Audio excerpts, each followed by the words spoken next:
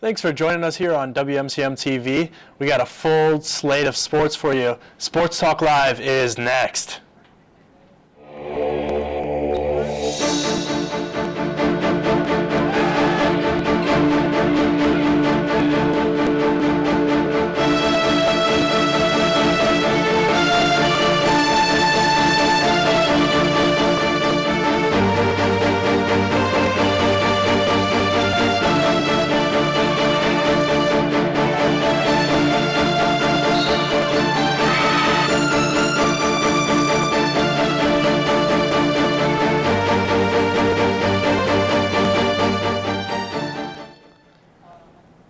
Once again, thanks for joining us on this week's episode of Sports Talk Live. I got my special guests here, Mason Polk and Ken Stowe, and I'm your host, Cole Zerbo. All right, guys, so we're going to start it off. Last week, we had the World Series, a thrilling series, went 7 games. What are you guys' thoughts on the series? Overall, I think one player that really showed that was a great pickup by the Astros, obviously, Justin Verlander. Getting him halfway through the season, definitely made an impact on the World Series.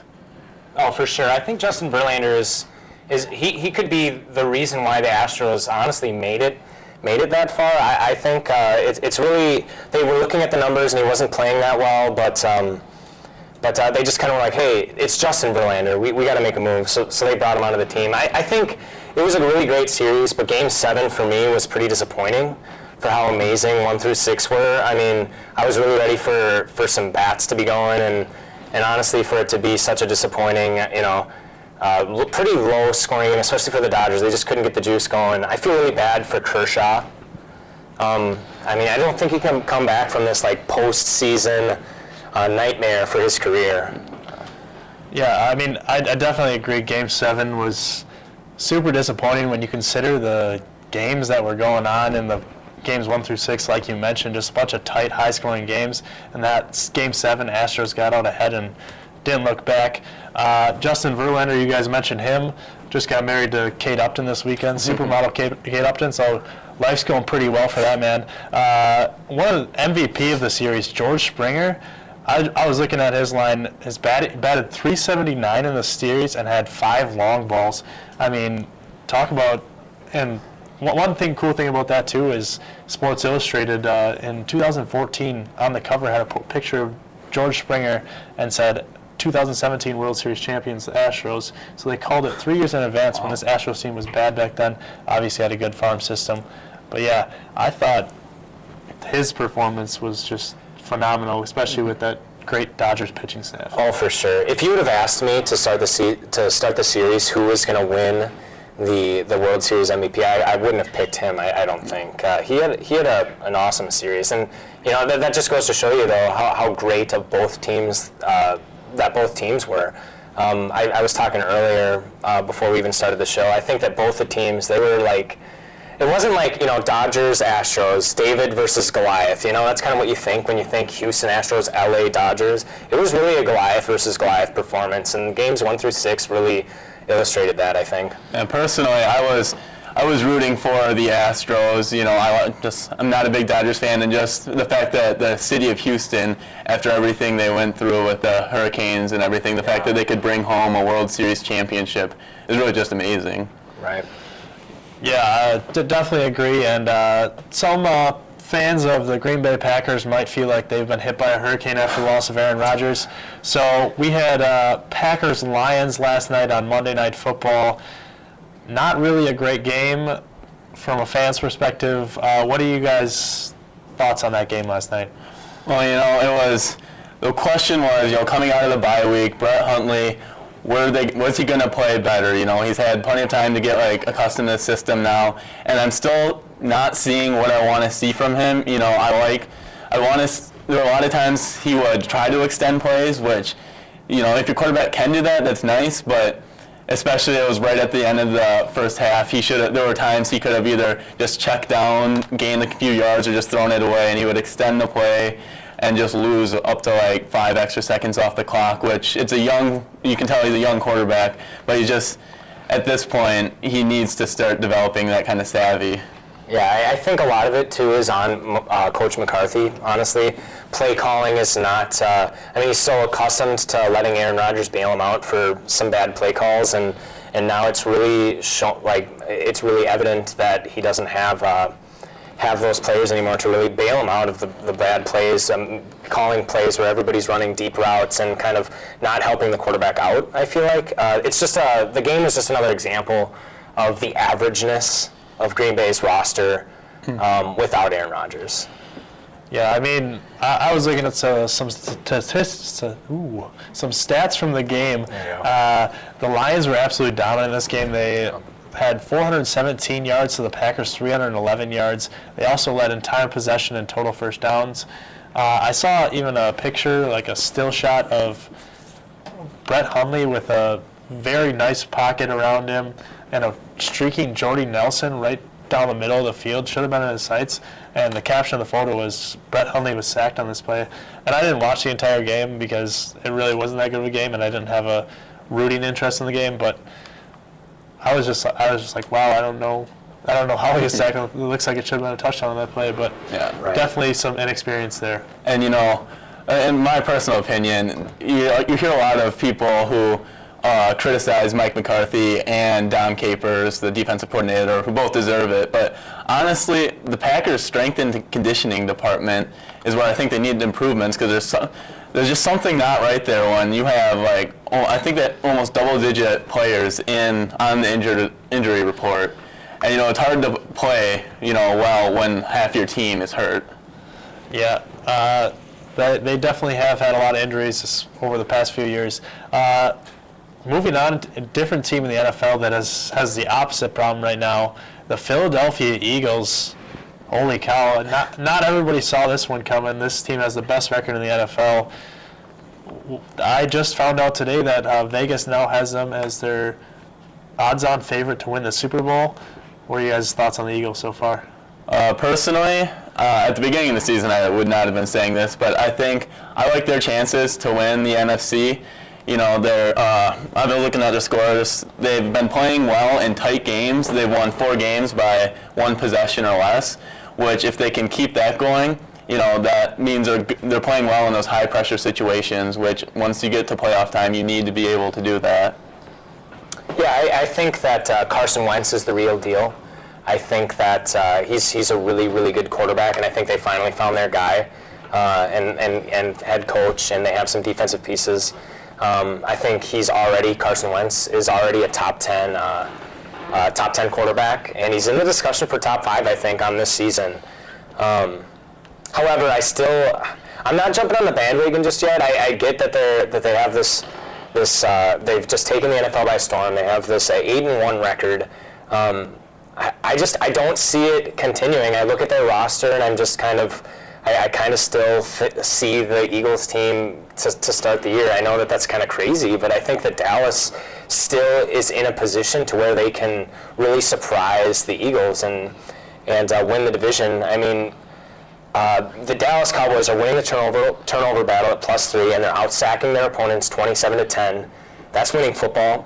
And how do you win the NFC? You run the football well, you win the turnover battle, and you get after the quarterback. That's been the structure on how to win the NFC for years now. Look at Seattle. So I really think that Dallas could shock Philly and kind of take over that division. Yeah, one more thing on Philly before we switch over. They beat the Broncos 51-23 on Sunday. This is supposed to be a top-notch Broncos defense, and the Eagles' Twitter account had a tweet out after the game that because they do fireworks after every time they score, and they actually ran out of fireworks for the Eagles after putting up 51 points. But moving on to our next topic, staying in that same division there, Ezekiel Elliott. I don't know what to think is going on. It just seems like one day he's suspended, the next day he's not. What are you guys' thoughts on that situation?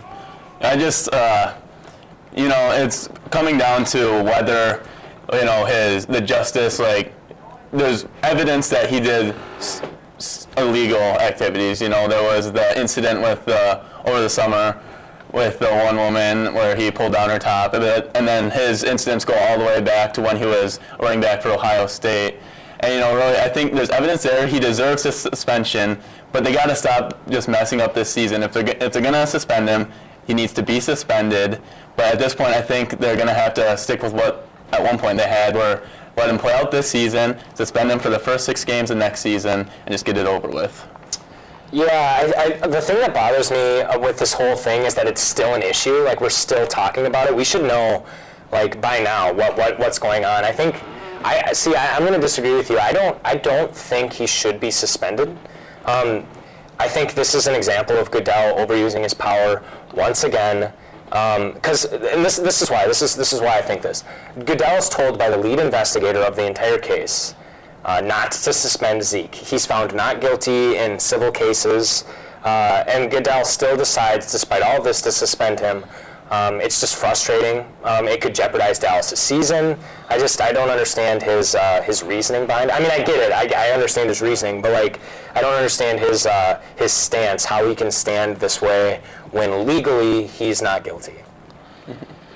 Yeah, all I know is that he's on my fantasy team, and I'd really like some answers soon. I'm sick of putting him on a bench, then putting him back in my lineup.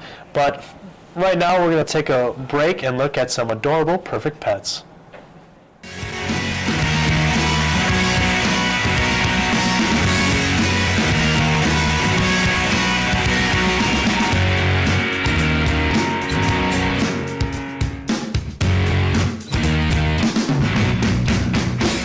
Hey there, I'm Sienna. I'm an energetic girl who needs a lot of exercise. I'd love to go for a run with you. Hi, I'm Violet. I'm a sweet, gentle 11-year-old girl who's still young at heart. I only have 3 legs, but my heart is twice the normal size. Well, hey there, I'm Lance. I'm one little guy who just loves exploring, but I'd really love to explore my new forever home. Hello, I'm Mystic. I'm a little shy at first, but when I warm up, I love to play, and I'm looking for my forever owner. To find out more about adoption for these pets or others, contact the Cooley Region Humane Society at 781-4014. Once again, that number for the Cooley Region Humane Society is 781-4014. All right, back to sports. We're going to switch from football to basketball. The Cleveland Cavaliers off to a slow start, 4-6. When I saw the start of the season, I saw Paul George went from the east to the west. Carmelo Anthony went from the east to the west. And then game 1, Gordon Hayward goes out for the year with an injury. I was like, wow, nobody's going to be able to compete with the Cavs this year. But here they are at 4-6. You guys worried? What are your thoughts about the Cavs? I'm not a Cavs fan, but I don't think they have anything to worry about. If you look at the past how many seasons, LeBron, his teams, they never come out to blazing starts. They usually, they'll go back and forth at the beginning of the season, but they're going to make their way to the top of the East yet. They have some problems meshing their starters and the second unit right now, but I think that's just going to happen when you have as many good players on the team as they do. Right, and not only do they have all these accomplished players, but they also have just a lot of new players who haven't played together. They're not used to being 3rd, 4th, 5th options on a basketball team. I think that despite their being ranked 30th in defensive rating at 111.7 points per game, I think that, I don't think they're going to be a top 10 defense, but I think that they could definitely, they have to raise that number. They will. I think that the one silver lining for Cavs fans right now, LeBron is still not showing his age. He's still an ageless wonder. 29, 9, and 7 with 60% shooting. There's nothing to worry about. Yeah, I can't disagree with you guys. LeBron James, 7 straight finals appearances. That means he's won the Eastern Conference Finals 7 times in a row. Right. You can't really dispute that number, as you guys mentioned. The lineup changes, lots of new players in Cleveland. And also, their main piece they got in the Kyrie Irving trade, Isaiah Thomas, has yet to play. I know he still has some time that's out, but he's an all-star caliber player. He's going to help them win a lot of games. Moving on to another player in the NBA. Some are comparing to LeBron. Think he'll be the next LeBron. Giannis, the Greek Freak. We got a representing over here with a jersey. Oh, yeah. What are your thoughts on Giannis right now? You know, Giannis has been just that, a freak. And, you know, he's been showing that potential for a long time, and just the way he started off the season. Now, do I think he's going to average 35 points throughout the entire season? No. But the fact that he shows that he can go out there and he can win those games for his team. You know, they started off really well. They've been on a bit of a skid. But it's been, you know, Giannis. They just picked up Eric Bledsoe in a trade, too, so he can spread out that scoring a little more. And, you know, honestly, I just think that it's going to depend on the team if he can win MVP, but he has the talent to do so. Yeah, I think he's definitely the favorite to win the MVP right now. Posting some ridiculous stats. The comparisons to LeBron are a little ill-advised. I think the guys know LeBron. LeBron actually changed basketball. He changed. Positionless basketball has really become a prevalent aspect of the NBA because of LeBron. As you guys said, Giannis having a ridiculous year so far. They just added Eric Bledsoe. What do you know? The two players we just talked about, their teams play tonight. Cavs, Bucks, teams that you could both say have gotten off to a disappointing start, but are both teams that people, now especially with the Bledsoe trade, feel that these two teams could meet in the playoffs, possibly fairly deep in the playoffs, second, third round. What are you guys' thoughts on tonight's game? I'm really excited to watch it. You know, just when two players of that superstar talent go against each other, you know it's going to be a good game. They've already met once this season. The Cavs took that game. But, you know, a year ago you had, I believe, that the Bucks took one game in Cleveland against the Cavs. So, you know, they've proven they can win there, that young team, and, you know, I'm just really excited for it. I too am really excited, and as a big LeBron fan, I really think that this is, LeBron has been really vocal on his disappointment to the start of the season. Obviously, he likes to win. He's used to winning. I think that this will be a game where we might see the separation that LeBron shows everybody. Like Giannis and I are further apart than people are saying. So that's what I predict for tonight.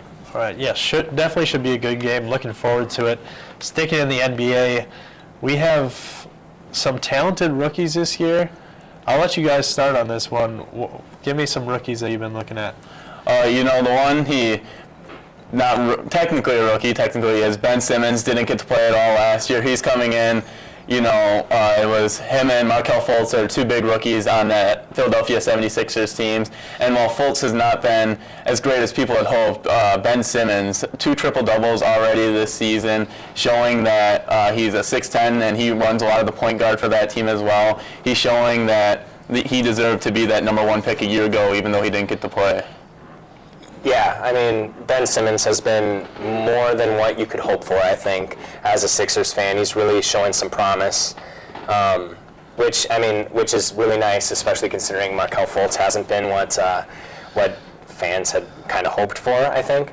To another big superstar now in the NBA as a rookie already, Lonzo Ball, averaging 8.8, 7 assists and 6 rebounds on 30% shooting. Definitely disappointing to see such a huge storyline coming into the NBA struggle so much. I've watched him play several games though, and I really think he moves well. I think he gets open shots. Right now he's not knocking down obviously 30% shooting, but I really think he will. He'll jump out of this, and like I said, he's not hitting these shots yet. I think that he is a superstar. People need to pump the brakes a little bit. He's a superstar, and then staying on that same team, I think that the Lakers have found a big steal. Kyle Kuzma, 15 points and 6 rebounds on 56% shooting. I definitely wasn't expecting it. As I said, I've watched Lonzo play, so I've watched Kyle Kuzma play. He's been playing like 30 minutes a game, and that guy can ball. He's shooting I don't remember the exact stats, but it's over 40% beyond the arc, over 55% from the field. He's definitely surprising me. Yeah, I agree with you guys. I think Ben Simmons runs away with Rookie of the Year. Lonzo, his shooting percentage has just been terrible. I like Lauri Markkanen for the Bulls and Jason Tatum for the Celtics as well. I think they've been good. Speaking of the NBA a little more, some surprises for you guys early on in the season. Well, I would say not only, we have a couple teams with slow starts, but then other teams coming out. The top of the East right now, we have the Detroit Pistons who are sitting at 7-3 right now.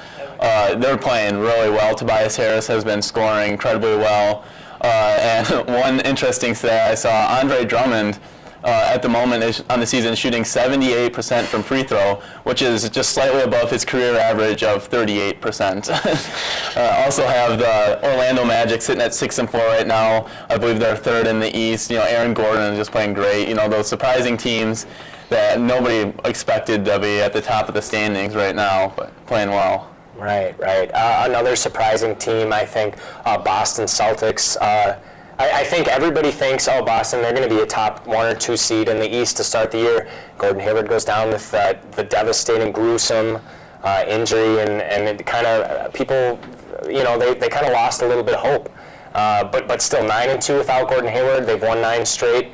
Jason Tatum and Jaylen Brown, that little duo they have, they are playing some really awesome basketball, scoring a lot of baskets, and helping the team get some wins with Kyrie Irving. Yeah, I definitely agree with Mason here. The Pistons and then the Magic. Aaron Gordon has suddenly found a jump shot, and I don't know where it's been all his life. I thought he could only dunk, but apparently he can shoot too. But we're gonna take a break and come back to some odds and ends later. But we're gonna take a look at UWL's Comm Club.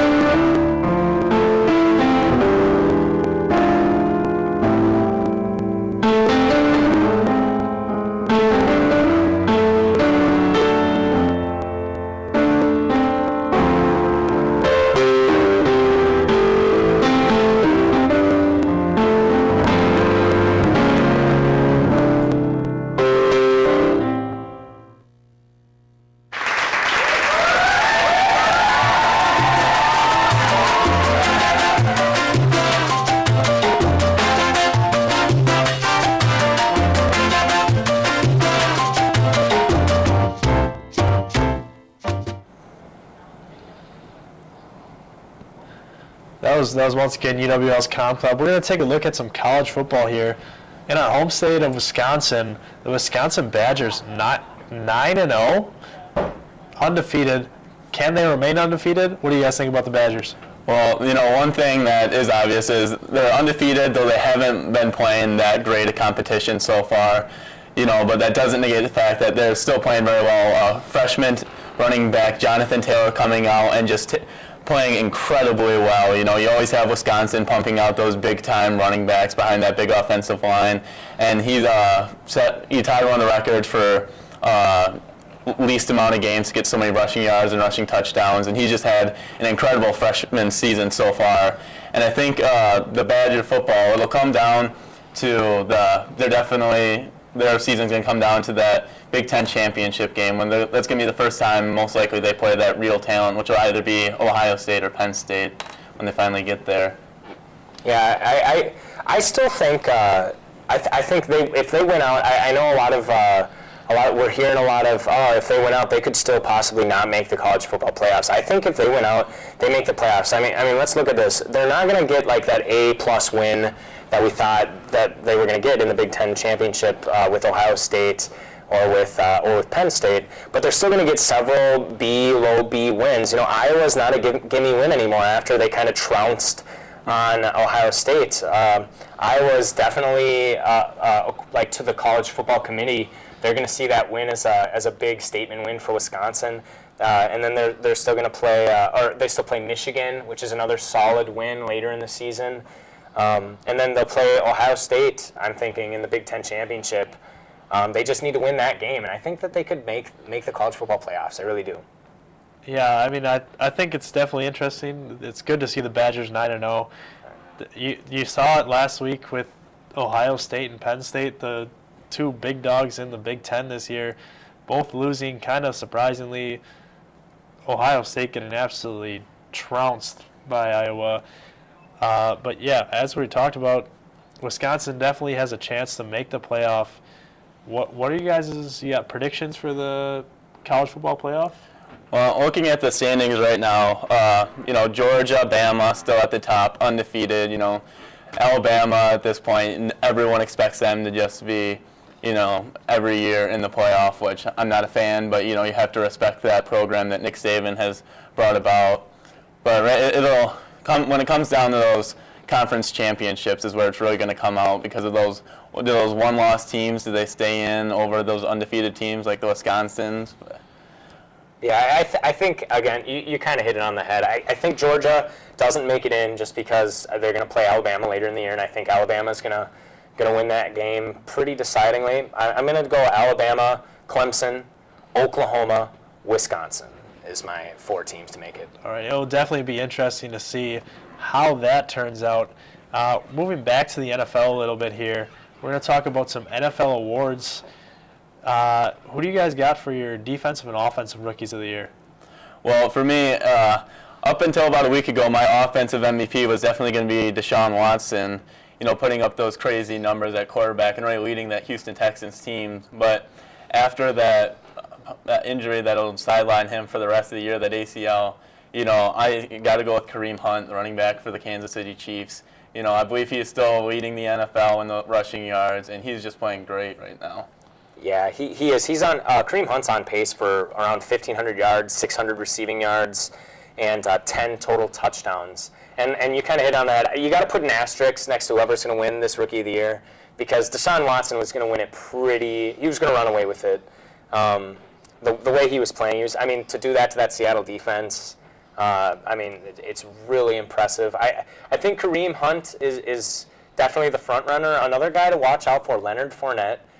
It stunk that he missed a game, but he has a lot of touchdowns. That team is playing really well, playing super good defense, running the ball well, keeping the ball kind of out of Blake Bortles' hands. So I think Leonard Fournette's a sneaky pick. He could sneak ahead of Kareem Hunt. Yeah, I have Kareem Hunt as my offensive rookie of the year too. I have Tre'Davious White for my defensive rookie of the year for the Bills. But a bigger award in the NFL, who do you got at MVP?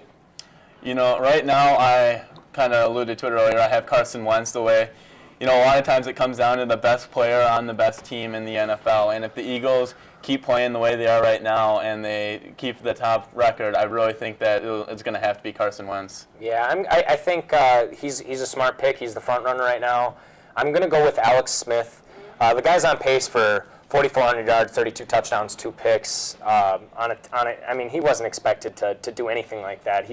I think he could definitely win the MVP, and I think he should. All right, I'm going to give you guys some time to rant. Ken, let's go.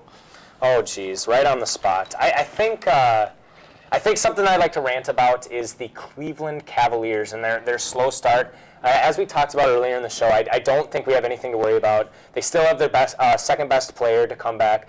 They are 1-4, I believe, which this is a pretty crazy stat. They're 1-4 in home games where they are 10-point or more favorites. I think that's something that you can fix. That's just bad coaching. So I think they need to make some trades. One that I'm pushing for, DeMarcus Cousins. They trade for him with their first-round pick, Channing Frye and Mon Shumpert. Okay, my rant that I have right now, I always have this one in my pocket, is NFL overtime. The fact that there can be a tie in the NFL is something that I've never liked. We haven't had to face any of that this year, but the fact that they went through and they changed some of the rules, they shortened the overtime. I really think college football has it right. Each team just go at it. You move the NFL back a little bit so they have to gain more yards. The field goal isn't just a chip shot.